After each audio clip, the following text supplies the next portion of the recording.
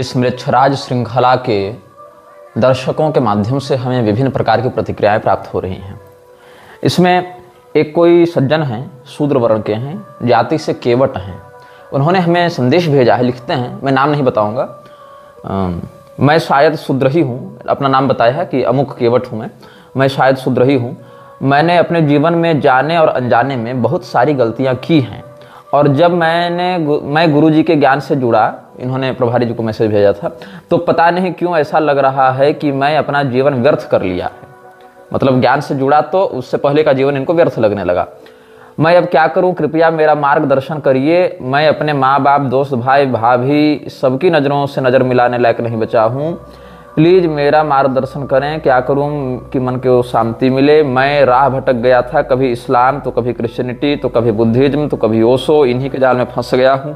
कृपया मेरा मार्गदर्शन करें, क्या करना उचित है मेरे लिए। मैं उम्मीद में अपने देवी देवता, मैं उन्माद में, अंग्रेजी वर्तनी इनकी है, मैंने उन्माद में अपने देवी देवताओं को शैतान समझ लिया था। तो इनका जो वैयक्तिक मार्गदर्शन है वो तो हम कर ही रहे हैं, लेकिन मैं बताऊं कि इस श्रृंखला के बाद बहुत से लोगों की आंखें खुली हैं, और ये श्रृंखला लंबी चलेगी, अलग अलग माध्यमों से प्रसारित होती रहेगी। और इसमें 100, 150, 200 जब तक हर इच्छा हो उतने अनुभाग आएंगे, उतनी बातों पर हम चर्चा करेंगे। और जैसे जैसे अनुभाग बढ़ते जाएंगे वैसे वैसे आपके समक्ष ऐसे रहस्य प्रकाशित किए जाएंगे जो आपके देखने के नज़रिए को, सामाजिक दृष्टिकोण को बहुत हद तक, बहुत गंभीरता से बदलेंगे।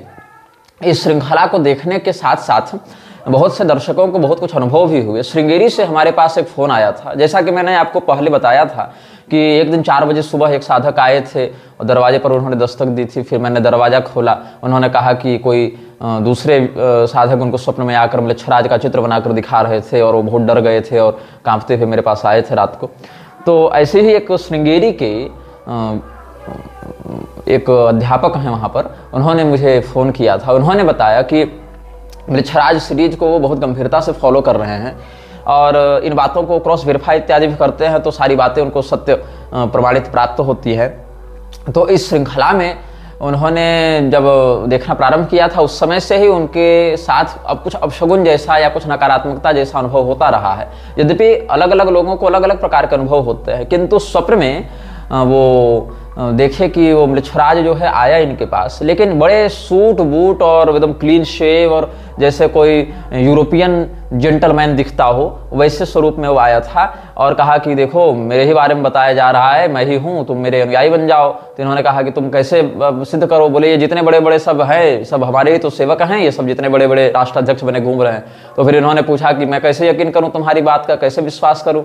तब उसने अपना जो पैशाचिक वैभव है और जो इंद्रजाल है वो सब दिखाया। फिर ये भयभीत हो गए, और जैसे ही वो व्यक्ति, वो जो आसुरी तत्व था इनके मन में प्रविष्ट होने का प्रयास करने लगा, तो ये कलिनाशन मंत्र पढ़ने का प्रयास करने लगे। लेकिन उसने मन को वश में कर रखा था, उससे पहले ही उसने हाईजैक कर रखा था। तो कलिनाशन मंत्र में कीर्तनम कलिनाशनम तो याद आ रहा था, लेकिन कर्कोटकस्य नागस्य ये वाला भाव जो प्रारंभ है जहाँ से, वहाँ से उनको याद नहीं आ रहा था। तो उन्होंने सोचा अब क्या करे, कैसे करे। तो फिर वो नारायण नारायण नारायण ऐसे भगवान नाम संकीर्तन करने लगे। फिर वो शक्ति कही कि अच्छा ठीक है, अभी तो हम जा रहे हैं, लेकिन फिर हम वापस आएंगे, ऐसा कह के वो भाग गया।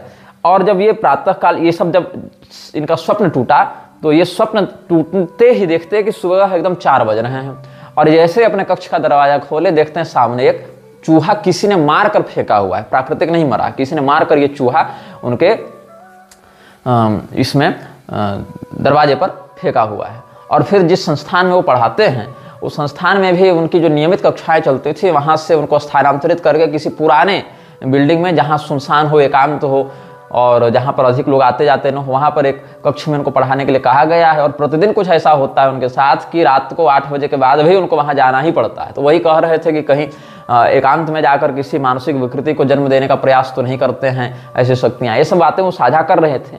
और एक आश्चर्यजनक घटना ये घटित हुई कि प्रयागराज के एक चौहान, जो कई वर्षों से जापान में रहने लगे हैं और वहाँ पर योग आदि सिखाते हैं, व्यायाम इत्यादि सिखाते हैं, प्राणायाम इत्यादि, वो अचानक से मुझे मिले। उन्होंने कहा कि मैं आपकी श्रृंखला देख रहा था और मुझे ज्ञात हुआ कि आप कामाख्या में हैं, तो फिर वो हमसे भेंट किए और उन्होंने फिर जितने भी ये सब सीक्रेट सोसाइटीज हैं, फ्रीमेसन्स हैं और ये सब के विषय में बहुत कुछ बातें बताई कि जापान में ऐसे ऐसे ये लोग कर रहे हैं, अलग अलग देशों में किस किस नाम से क्या क्या संस्थाएं चला रहे हैं। तो उनके विषय में भी बहुत कुछ उन्होंने अपने अनुभव ही हमसे साझा किए, जबकि मैं उनको पहले से नहीं जानता था। उन्होंने बताया कि मेरा नाम ये है, मैं भी उनका पूरा नाम नहीं बताऊंगा, वो प्रयागराज के चौहान परिवार से थे, लेकिन चले गए थे हांगकांग, फिर वहां से जापान की ओर निकल गए थे। तो यद्यपि मैं विदेशगामियों की संगति तो करता नहीं हूँ वैसे, लेकिन अब कोई मिल गए थे तो हमने कुछ वार्तालाप उनसे कर लिया कि क्या इनके पास जानकारी है, क्या ये बताना चाहते हैं, ये सब हमने जाना।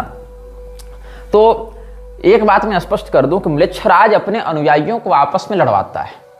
क्यों लड़वाता है? क्योंकि कलह जब बढ़ता है तो उसकी शक्ति बढ़ती है। कलिश्च कलह प्रिय। अलग अलग देशों के सत्ताधारी पार्टियां आपस में सभी म्यूचुअली उसी की गुलामी कर रही हैं, लेकिन आपस में क्यों लड़ती हैं? ताकि कलह बढ़े। वृक्षराज उनको आपस में कलह से युक्त रखता है, एक दूसरे के प्रति द्वेष भाव से युक्त रखता है, क्योंकि द्वेष से, क्रोध से, कलह से उसका बल बढ़ता है। और जब कलयुग का बल बढ़ता है तो हिंसा की वृद्धि से वृक्षराज का भी बल बढ़ता है। तो जो लोग बड़े युद्ध कर सकते हैं उनको आपस में बड़े युद्ध में वो प्रेरित करता है। जो नहीं कर सकते हैं ऐसे लोगों को घरेलू स्तर पर गृह क्लेश इत्यादि में, आस पड़ोस के झगड़े में, गृह क्लेश में, भाई भाई में झगड़ा, देवरानी जेठानी में झगड़ा, ये सब करवाता है। और अगर वहां भी संभव नहीं हो तो व्यक्तिगत रूप से हत्या के लिए प्रेरित करता है, गर्भ हत्या, भ्रूण हत्या, ये सब करने के लिए प्रेरित करता है। तो अधिक से अधिक हत्या, हिंसा इत्यादि जब होते हैं तब जाकर वृक्षराज का बल बढ़ता है। अब हत्या हिंसा कराने के लिए किसी दूसरे ब्रह्मांड से तो व्यक्ति लाएगा नहीं वो, तो यहीं के लोगों को आपस में वैमनस्य से युक्त करके तुमको अधिक धन दूंगा, उसको कम दूंगा, तुमको ये वैभव दूंगा, वो वैभव दूंगा, ऐसे लस्ट दिखाकर, ऐसे लोभ दिखाकर वो आकर्षित करता है, मानसिक रूप से उनको उन घटनाओं या उन तत्वों के प्रति खींचता है, फिर झगड़ा करवाता है। इसीलिए दो ऐसी संस्थाएं जो म्लेच्छराज के ही नीचे काम कर रही हैं उनमें भी आपसी द्वंद्व या युद्ध देखने को स्पष्टतया प्राप्त हो जाता है ताकि कली वृद्धि होती रहे। ये सब बातें ध्यातव्य हैं। अब सांप्रदायिक द्वेष के पीछे भी एक बहुत बड़ा कारण हो जाता है। इसमें क्या होता है, जैसे कल हमने पिछले अनुभाग में चैतन्य महाप्रभु को भगवान का शक्त्यावेशावतार बताया, तो इससे भी कई लोग भड़क गए, कई लोग इससे भड़क गए कि तुम ऐसा कैसे कर सकते हो। बात ऐसी है कि शास्त्रों में जहां जहां जिस प्रकार से वर्णन प्राप्त होता है उसी आधार पर चलेंगे, न किसी अतिशयोक्ति के आधार पर चलेंगे।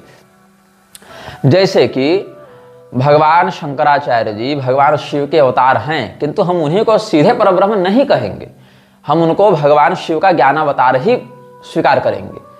और रामानुजाचार्य शेषनाग के अवतार हैं, किंतु हम उनको सीधे सीधे वो नहीं कहेंगे कि भगवान एक शिष्यते शेष संज्ञा, क्योंकि जो निष्कल निर्गुण निर्विकार परब्रह्म है वो भिन्न स्थिति का चेतन है, और देहगत स्थिति में आचार्य पद पर बैठने वाले ज्ञानावतारी जन भिन्न स्थिति के चेतन होते हैं।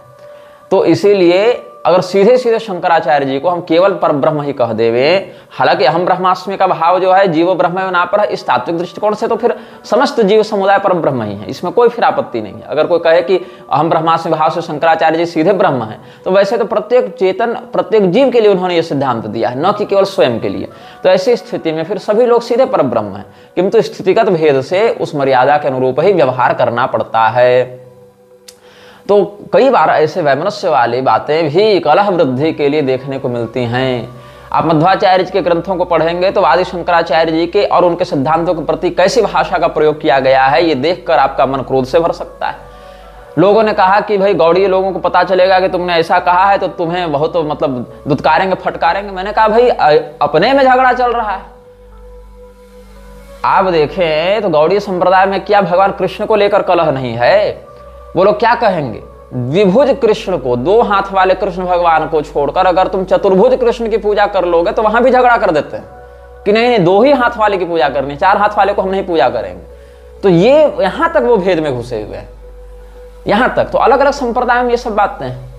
आप देखें तो एक बंगाली ब्राह्मण हैं, उन्होंने ही हमें बताया था कि तंत्र रत्नाकर में गणपति जी का एक वचन उद्धृत है जहां चैतन्य महाप्रभु को आसुरी तत्व से युक्त बताकर कहा गया है कि वो शैव धर्म का विनाश करने आएंगे।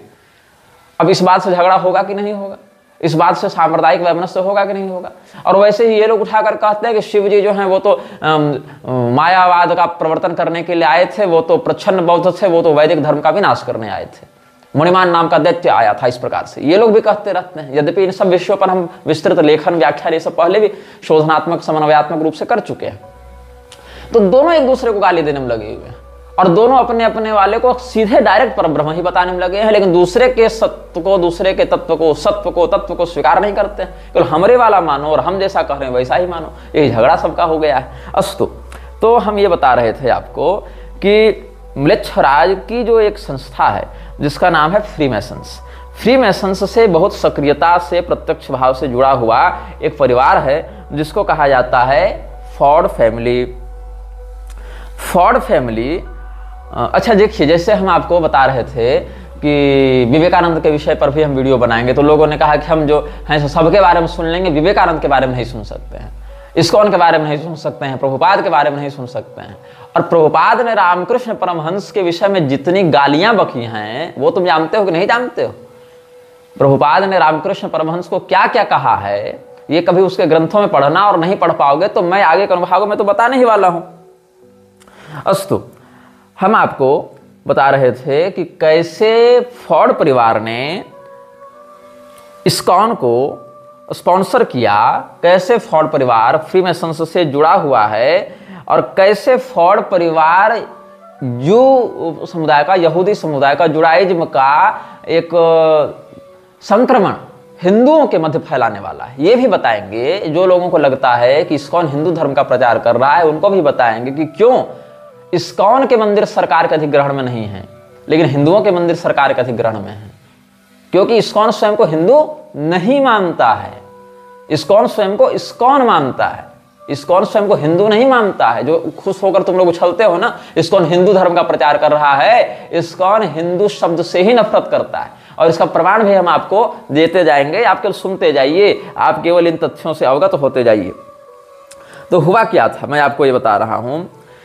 जो बाइडेन, जो कि वर्तमान में अमेरिका का पूर्व राष्ट्रपति है, पिछली सत्ता उसी की थी, तो जो बाइडेन अभी 1 महीना भी नहीं बीता है, जनवरी 19 जनवरी 2025 को आधिकारिक रूप से फ्रीमेसन का सदस्य बना है और इसके विषय में समाचार भी निर्गत किए गए थे। Joe Biden was declared a master mason at sight by the Prince Hall Grand Lodge of South Carolina on January 19, 2025। Master mason की उपाधि इसको प्राप्त हुई है प्रिंस हॉल ग्रैंड लॉज, जो साउथ कैरोलिना में फ्रीमेसन्स का एक ऑफिस है या उसका इंस्टीट्यूट है, वहां पर एक मुख्यालय जैसा है, वहां पर इसको ये उपाधि मिली है। और जो पहला राष्ट्रपति था जॉर्ज वाशिंगटन, वो भी फ्रीमेसन्स का उच्चाधिकारी रहा है। क्या कहते हैं Freemasons, beginning with the nation's first president George Washington. और आधिकारिक रूप से सत्ता में रहते हुए फ्रीमेसन्स का जो उद्घोषित सदस्य रहा है वो कौन था? फॉर्ड परिवार का ही एक व्यक्ति था। क्या नाम था? Gerald Ford. इसके विषय में भी आप जान लें, ये 1913 ईस्वी में जन्मा था, 2006 ईस्वी तक जीवित रहा था और 9 अगस्त 1974 से लेके 20 जनवरी 1977 ईस्वी तक ये अमेरिका का राष्ट्रपति रहा था। कौन? गेराल्ड फोर्ड, गेराल्ड फोर्ड, या इस प्रकार से कुछ इसका उच्चारण होगा, तो गेराल्ड फोर्ड ही होना चाहिए। The most recent president to have undisputed membership is Gerald Ford, ये था। तो इसमें क्या हुआ है, हेनरी फोर्ड के विषय में हम बताना चाहेंगे। हेनरी फोर्ड वो व्यक्ति है जिसने फोर्ड फाउंडेशन की नींव रखी थी। फोर्ड फाउंडेशन बाहर से गाड़ियां बनाने का काम करता है, ऑटोमोबाइल का उसका बिजनेस है। और फोर्ड फाउंडेशन की जो टोटल मार्केट कैप है, जो टोटल उसका जो इकोनॉमिक वेंचर है, उसमें आप 5% मान लीजिए गाड़ियों का है और 95% मान लीजिए हथियार का है। फोर्ड फाउंडेशन का 95% जो पैसा है वो किस में इन्वेस्टेड है? युद्ध में, हथियार में, मिसाइल्स में, वेपन्स में, टैंक्स में, बंदूकों को बनाने में, आर्मर वाली गाड़ियां फौज के लिए बनाने में। मतलब 95% पैसा वो कहां लगाए हुए हैं। जैसे सैमसंग, सैमसंग कंपनी से आपको क्या लगता है, सैमसंग किस चीज की कंपनी है? तो आपको लगता है सैमसंग मोबाइल बनाने की, टैबलेट बनाने की, लैपटॉप बनाने की कंपनी है। लेकिन सैमसंग अपने पूरी पूंजी के बहुत छोटे से हिस्से में ये काम करती है। सैमसंग का मुख्य जो कार्य है वो रियल एस्टेट का है, होटल्स का है, होटल चेन का है, रियल एस्टेट का काम है सैमसंग का मुख्य। और सैमसंग जो है वो बाहर से केवल स्वयं को एक मोबाइल कंपनी के रूप में एडवर्टाइज करती है। वैसे ही फोर्ड का बाहरी रूप है ऑटोमोबाइल कंपनी के रूप में, आंतरिक है उसका हथियारों के सेक्टर में इन्वेस्ट करने का। फिर से बैंकिंग सेक्टर में फोर्ड का बहुत बड़ा हाथ है। फोर्ड का बैंकिंग सेक्टर और हथियार सेक्टर दोनों में जितना इन्वेस्टमेंट है वो 95% काम में लगा हुआ है। हालांकि बैंकिंग सेक्टर जो है वो उसके लिए टर्सरी आता है, टर्सरी सेक्टर में आता है, क्योंकि हथियारों वाले पैसे को कहां वो इन्वेस्ट करेगा, का तो सूदखोरी में लगाएगा। सूदखोरी का लीगल प्रारूप क्या है? फिर बैंकिंग सिस्टम है। तो बैंकिंग सिस्टम में डायरेक्ट इन्फ्लुएंस नहीं है इकोनॉमी के दृष्टिकोण से, वो वाया हथियारों से है, वाया वो वेपन्स बनाकर बैंकिंग में अपना इन्वेस्ट करती है और बाहर से अपनी ब्रांडिंग को स्टेब्लिश करने के लिए गाड़ियों का आश्रय लेती है। ये फोर्ड कंपनी का एक सत्य है। तो फोर्ड कंपनी की नींव किसने रखी थी? हेनरी फोर्ड ने। और हेनरी फोर्ड क्या था? हेनरी फोर्ड फ्रीमेसन्स का एक उच्चाधिकारी रह चुका है। फ्रीमेसन्स मृच्छराज की एक बड़ी प्रसिद्ध और सक्रिय संस्था है। तो बता रहे हैं आपको हम, जो समाचार इसमें प्राप्त है आप सुनेंगे। At the annual meeting of the Supreme Council for the Scottish Rites Northern Masonic Jurisdiction held in September 1940 in Cincinnati, Ohio, George E. Bushnell, deputy for the state Michigan, presented the name of Henry Ford of Dearborn, Michigan, to receive the degrees of the right from the 4th to the 32nd, inclusive, and thereafter the 33rd degree, and asked for unanimous consent to ballot upon this nomination. The request was granted, and the ballot spread, and it proving to be clear, Henry Ford was declared to be elected to receive the degrees of the right from the 4th to the 32nd, inclusive, in some value of the jurisdiction in which the degrees were being worked under the direction of sovereign grand commander, and the 33rd degree after he has been duly created a sublime prince of the royal secret, 32nd degree, prince of the royal secret. Freemasons के जो शाही रहस्य हैं उनका रक्षक राजकुमार, ये उपाधि किसको मिली थी? हेनरी फोर्ड को। हेनरी फोर्ड इनिशियली 4थे डिग्री का फ्रीमेसन्स था, लेकिन चूंकि इसमें यह प्रतिभा थी, यह वफादारी थी अपने उस पैशाचिक संस्था के प्रति कि इसने अपने व्यापारिक इन्फ्लुएंस से, अपनी तेज तर्रार दिमाग की स्थिति से उस समय जो स्कॉटिश राइट जो अनुभाग था फ्रीमेसन्स का, वो जो लाइनेज है नॉर्थर्न मैसोनिक ज्यूरिसडिक्शन के अंतर्गत, वहां के जॉर्ज ई बुशनेल, जो कि मिशिगन शहर का डेप्यूटी हुआ करता था, मिशिगन राज्य का डेप्यूटी हुआ करता था, उसने हेनरी फोर्ड का नाम प्रस्तावित किया कि इसको 4थे से लेकर सीधे 32वें डिग्री का प्रमोशन दिया जाए। मतलब आप ऐसा समझ लीजिए कि आपसे हवलदार और आप सीधे बन गए आईजी। आप कांस्टेबल थे, सीनियर कांस्टेबल मान लीजिए, एकदम जीडी तो नहीं थे, फर्स्ट सेकंड रैंक में नहीं थे आप 4th में थे, आप हेड कांस्टेबल थे, लेकिन आपको बना दिया गया सीधे आईजी। ये आप समझ लीजिए। तो इसके लिए बाकायदा वहां पर मीटिंग हुई और जब जॉर्ज ई बुशनेल ने इसके नाम को प्रस्तावित किया, हेनरी फोर्ड के नाम को, कब किया? सितंबर 1940 में ओहियो में ये हुआ था सम्मेलन। तो वहां पर जो बैलेट वोटिंग हुई एनोनिमस, वहां से उसको बढ़ोतरी का समर्थन दिया गया और फिर इसको 32nd डिग्री होल्डर बनाया गया और फिर वहां पर ये अच्छा काम किया, फिर इसको 33rd डिग्री होल्डर भी बनाया गया। अब आगे क्या हुआ? At the time that the Northern Masonic Jurisdiction Supreme Council conferred the 33rd degree on him of age 77, Henry Ford had been a Mason for 46 years, having been raised in Detroit's Palestine Lodge number 357 in 1894 at age 37। 1894 ईस्वी में, जो कि 1863 का इसका जन्म था, तो 1894 में 31 वर्ष का हो जाएगा कौन? Henry Ford. तो हेनरी फोर्ड जो है वो 31 साल की उम्र में जो डेट्रॉइट का फलस्तीन लॉज था, जिसका क्रमांक 357वां, रूम नंबर 357वां था, वहां पर फ्रीमेसन्स के ही छत्र छाया में ये पला बढ़ा आगे हुआ और on the evening of December 6, 1940, the Supreme Council opened a special meeting to confer the 33rd degree on Henry Ford at the Masonic temples in Detroit, Michigan. Michigan के डेट्रॉइट में 6 दिसंबर 1940 को एक स्पेशल काउंसिल बुलाई गई। Supreme council ने एक special meeting बुलाई। सितंबर 1940 में तो इसको ओहियो में दिया गया था 32nd डिग्री का प्रमोशन, और फिर दिसंबर 6 को 1940 ईस्वी में ही मिशिगन में इसको दिया गया 33rd डिग्री का promotion. The meeting open at 9 PM and was over at 11:45 PM। रात को 9 बजे ये मीटिंग प्रारंभ हुई और ठीक 11:15 बजे ये मीटिंग समाप्त हुई। रात्रि के दूसरे पहर में इन्होंने अपनी सारी रस्में निभाई, जो भी वो बाल वर्षिप इत्यादि करते होंगे, ये सब जो भी वो अपने पैशाचिक वृक्षराज की शक्तियों की आराधना करते होंगे, तो रात्रि के दूसरे पहर में सारी गतिविधियां की गई और फिर हेनरी फोर्ड को बनाया गया 33rd degree holder of Freemasons Scottish Rite lineage. Among those present were the men pictured in the photos above, वहां एक चित्र भी है, चित्र हम सार्वजनिक नहीं करेंगे। ओहियो का गवर्नर था जॉन डब्ल्यू ब्रिकर, वो भी 33 डिग्री होल्डर था। सोवरेन ग्रांड कमांडर था कनाडा का सुप्रीम काउंसिल का जो था जॉन ए रोलैंड, वो भी 33 डिग्री होल्डर था। सोवरेन ग्रांड कमांडर था नॉर्दर्न मैसोनिक जुरिस्डिक्शन का मेलविन एम जॉनसन, वो भी 33 डिग्री होल्डर था। और मिशिगन का जो डेप्यूटी था और बाद में जो सोवरेन ग्रांड कमांडर भी बना मिशिगन जुरिस्डिक्शन का, जॉर्ज बुशनेल, वो भी 33 डिग्री होल्डर था। इनके साथ पांचवा ये कौन था? Henry Ford.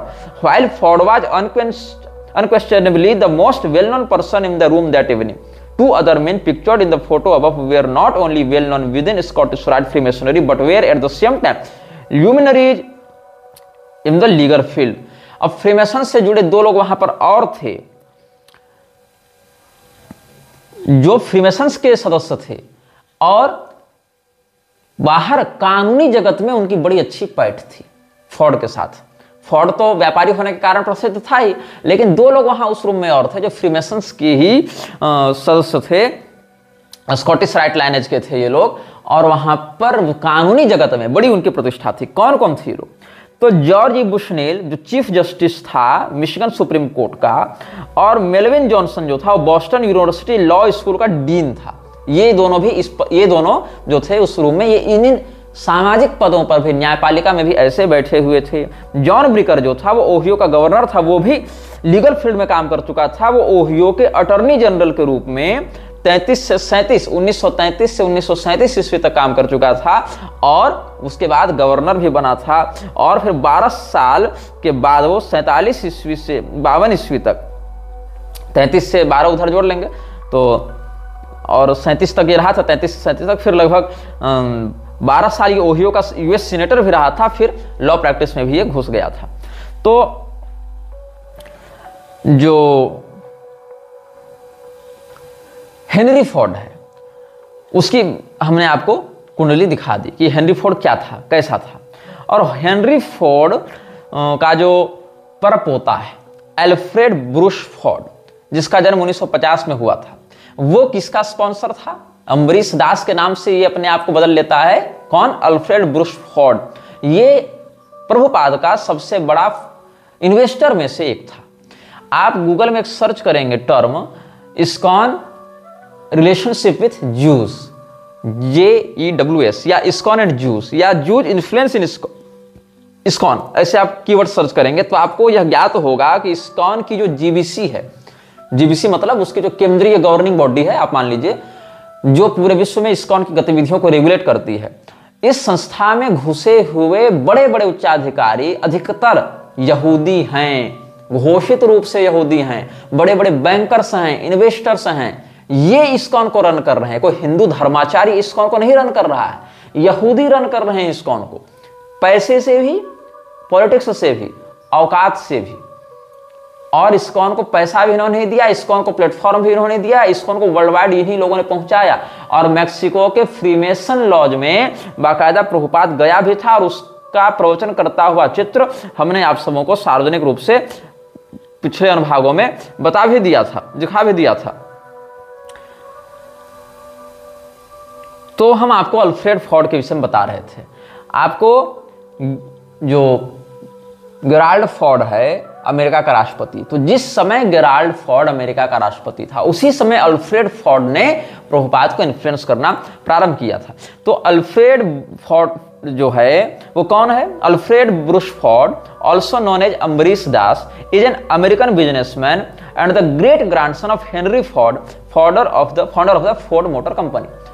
प्रभुपाद के पूरी कुंडली बताने से पहले हम आपको दोनों लाइनेज बता रहे हैं। एक पिछले अनुभाग में बता दिए कि प्रभुपाद की जो गुरु परंपरा है उसका फर्जीवाड़ा क्या है, और प्रभुपाद के जो इन्वेस्टर्स हैं, जो उसके इन्फ्लुएंसर्स हैं, जो उसको प्लेटफॉर्म देने वाले लोग हैं, वो किस प्रकार से मृक्षराज की संस्थाओं से जुड़े हुए हैं। दोनों बातों को जब हम एक साथ लाएंगे, कहां से उसको रूप मिला, नाम मिला, मंत्र मिला और कहां से पैसा मिला, दोनों को लाकर जोड़ेंगे प्रभुपाद पर, फिर आगे बताएंगे कि इसने क्या क्या कर्मकांड कर रखे हैं। तो हेनरी फोर्ड के विषय में आपको हम बता चुके हैं कि कितने गहराई से ये घुसा हुआ था फ्रीमेसन्स में और उसके एक उच्चाधिकारी के रूप में ये प्रतिष्ठित था। उसी के परपोते अल्फ्रेड फोर्ड ने प्रभुपाद से मिलकर दीक्षा ली थी और नाम रखा था अम्बरीश दास। तो he has been an initiated disciple of AC Bhakti Vedanta Swami Prabhupada since 1974। ये 1974 में दीक्षा लेता है किससे? प्रभुपाद से। कौन? Alfred Ford. अल्फ्रेड फोर्ड कौन है? अमेरिका का एक प्रसिद्ध उद्योगपति है। किसका परपोता है? हेनरी फोर्ड का। हेनरी फोर्ड कौन था? हेनरी फोर्ड फोर्ड फाउंडेशन का संस्थापक था, प्लस हेनरी फोर्ड फ्रीमेसन्स में 33 डिग्री होल्डर था। ऊपर से जो गेराल्ड फोर्ड है वो किस समय था राष्ट्रपति अमेरिका का? 1974 से 1977 तक। 1974 में गेराल्ड फोर्ड बनता है अमेरिका का राष्ट्रपति और 1974 में ही अल्फ्रेड फोर्ड जो है वो दीक्षा लेता है किससे? प्रभुपाद से। देख रहे हो कनेक्शन?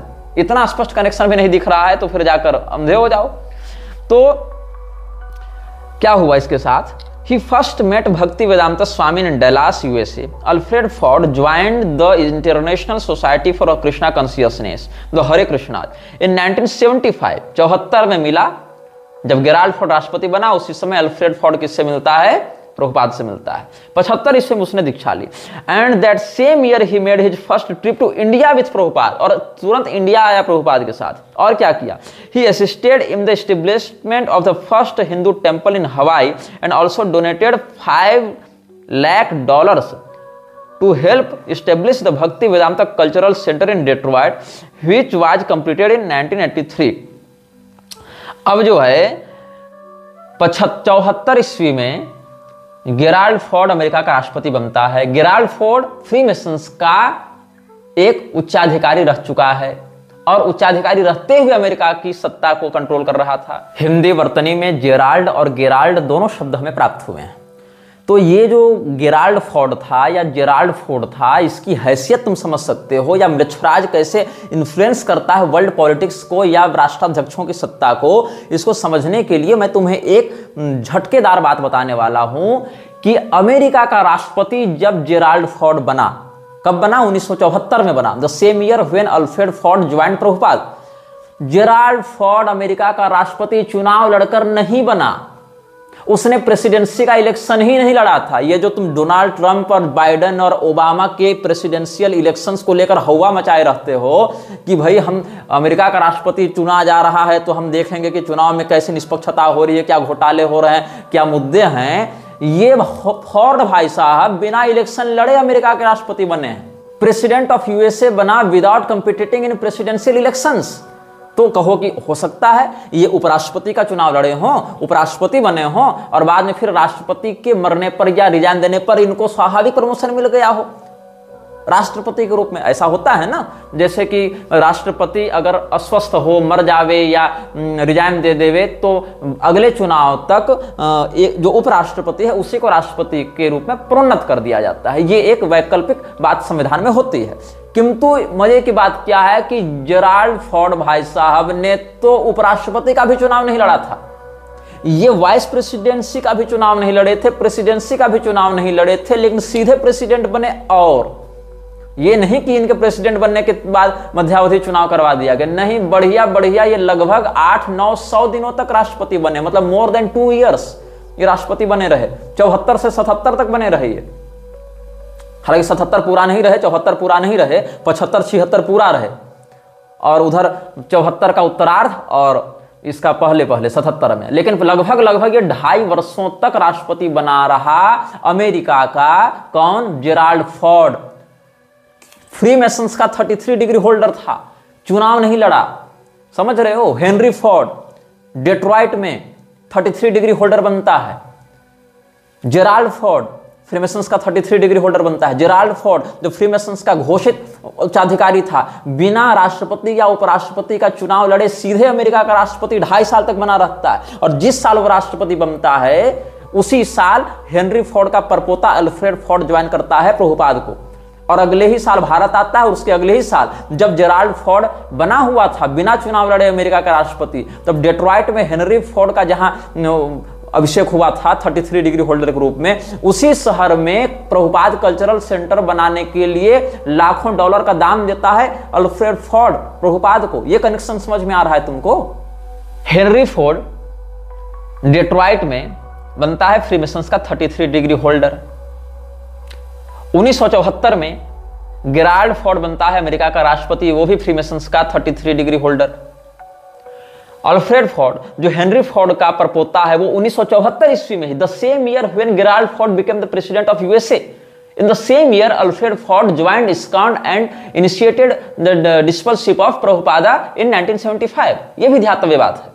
तो प्रभुपाद से 1974 में मिला अल्फ्रेड फोर्ड, उसी साल जिस साल जेराल्ड फोर्ड अमेरिका का राष्ट्रपति बना था, जो फ्रीमेसन्स का सदस्य था। अल्फ्रेड फोर्ड का परदादा भी फ्रीमेसन्स का सदस्य था। अल्फ्रेड फोर्ड का परदादा डेट्रॉइट में फ्रीमेसन्स का उच्चाधिकारी बना था। अल्फ्रेड फोर्ड प्रभुपाद से 1974 में मिला, 75 में भारत आया, दीक्षा इत्यादि लेके, और फिर $5 लाख उसने डेट्रॉइट में इस्कॉन के संस्थापना के लिए, प्रभुपाद कल्चरल सेंटर की स्थापना करने के लिए डोनेट किया। समझ रहे हो कैसे घुसा हुआ है? इस्कॉन हिंदू धर्म का प्रचार कर रहा है। फिर से समझाता हूं, सारे नामों को फिर से याद रखना, और तुम इस बात को वेरीफाई भी करना, क्रॉस चेक भी करना, मेरी बातों पर आंख मूंद कर भरोसा मत करना। हेनरी फोर्ड डेट्रॉइट में बनता है 1940 में, 1940 ईस्वी में, फ्रीमेसन्स का 33 डिग्री होल्डर। कौन बनता है? Henry Ford. कहां बनता है? डेट्रॉइट में। उसका परपोता अल्फ्रेड फोर्ड 1974 में प्रभुपाद से मिलता है। 1974 ही वह साल है जब जेराल्ड फोर्ड बना अमेरिका का राष्ट्रपति। जेराल्ड फोर्ड फ्रीमेसन्स का एक उच्चाधिकारी रह चुका है। अल्फ्रेड फोर्ड प्रभुपाद से मिलता है 74 में, 75 में दीक्षा लेता है और $5 लाख देता है। किस बात के लिए? कि मेरा परदादा हेनरी फोर्ड जिस डेट्रॉइट में फ्रीमेसन्स का 33 रैंक होल्डर बना था, डिग्री होल्डर बना था, वहां पर आप प्रभुपाद कल्चरल सेंटर की स्थापना कीजिए। ये बात हो गई। अब आगे देखो क्या हुआ। इतना ही नहीं, 1983 में ये पूरा भी हो गया था सेंटर बनकर। Alfred Ford has made many significant donations to ISKCON over the years which has assisted ongoing projects to build the Pushpa Samadhi Mandir of Prabhupada. He is the chairman of Shri Mayapur temple of the Vedic planetarium, also called TOVP।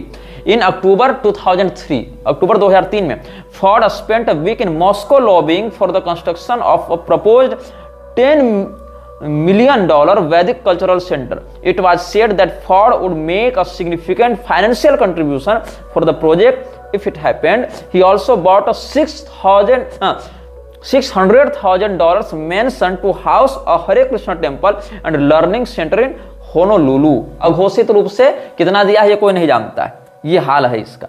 तो यही Alfred Ford, यही Gerald Ford, यही Henry Ford, ये पूरा Ford परिवार जो कि Freemasons के घोषित और सक्रिय उच्चाधिकारियों में से रहे हैं, ये प्रभुपाद को कैसे इन्फ्लुएंस करते हैं और कैसे प्रभुपाद इन लोगों से पैसा लेकर, और इधर की जो गौड़ीय मठ की जो नकली परंपरा थी, जो कि केदारनाथ दत्त और विमल प्रसाद दत्त ने विद्रोह करके गौड़ी संप्रदाय से अलग करके अपना एक इस्टेब्लिशमेंट किया था, उन दोनों को जोड़कर इस्कॉन को आगे बढ़ाता है और लोगों को मूर्ख बनाता है कि हम भगवान का प्रचार कर रहे हैं, हम तो हरे कृष्ण आंदोलन कर रहे हैं, हम तो लोगों को गोलोक भेज रहे हैं।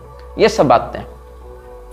तो जितने भी ये सब लोग इसमें घुसे हुए हैं, ये लोग हिंदू धर्म का प्रचार कर रहे हैं, ऐसी बात नहीं, ये कॉरपोरेट चला रहे हैं। ये तुम्हारी भावनाओं का प्रयोग करके, भगवान कृष्ण के नाम का प्रयोग करके, चैतन्य महाप्रभु के नाम का प्रयोग करके, गौड़ी संप्रदाय, गौड़ी शब्द का प्रयोग करके अपना एक पूरा का पूरा सिंडिकेट खड़ा किए हुए हैं। और इस सिंडिकेट का उद्देश्य क्या है? इस सिंडिकेट का उद्देश्य है विश्व में वैसे ही जिहाद को या नरसंहार को प्रसारित करना जैसा कि इस्लाम के नाम पर मुसलमान करते हैं। सुनकर आश्चर्य होगा तुम्हें। यस, आप इस बात को क्रॉस वेरीफाई कर सकते हैं। प्रभुपाद इस बात के लिए बहुत अधिक लालायित था, उसकी महत्वाकांक्षा थी कि हम वैसे ही विश्व में तलवार लेकर चलें और लोगों का माथा काटें जैसे मुसलमान इस्लाम के नाम पर अपने विरोधियों का माथा काटते हैं। ये इसकी इच्छा थी। और आप बोलेंगे इसका प्रमाण क्या है? तो प्रमाण मिलेगा, बिल्कुल मिलेगा, लेकिन प्रमाण यहां नहीं मिलेगा। प्रमाण मिलेगा आगे के अनुभागों में, क्योंकि दो अनुभागों में हम आपको बताए हैं कैसे केदारनाथ दत्त और विमल दत्त के फ्रॉड को आगे बढ़ाया अभय डे ने उर्फ प्रभुपाद ने, और कैसे फ्रीमेसन्स का पूरा सहयोग इसने आर्थिक रूप से प्राप्त किया और अपने एक संस्था को क्रिएट किया। और फिर आगे बताएंगे कि कैसे ये लोग हिंदू धर्म के अन्य संप्रदायों को गाली देते हुए, अन्य देवताओं को गाली देते हुए ईसाईयत या इस्लाम की प्रशंसा करते हैं। कैसे ये लोग तरह तरह के अनैतिक गतिविधियों में लिप्त हैं, और कैसे इन्होंने विश्व में नरसंहार की योजना बनाई थी या बना रहे हैं गुप्त रूप से। इन विषयों पर सब प्रमाण, एक एक वाक्य को कोट करते हुए, उसका प्रमाण देते हुए, प्रभुपाद ने कहां कहा, कब कहा, किस तारीख को कहा, कहां लिखा, किसके सामने कहा, सारे प्रमाण के साथ हम आपको ये सब आगे के अनुभागों में व्यक्त करेंगे। यह वीडियो जल्द ही हटा दिया जा सकता है। कृपया थर्ड पार्टी ऐप्स का उपयोग करके डाउनलोड करें। आप इस वीडियो को अपने चैनल पर फिर से अपलोड भी कर सकते हैं।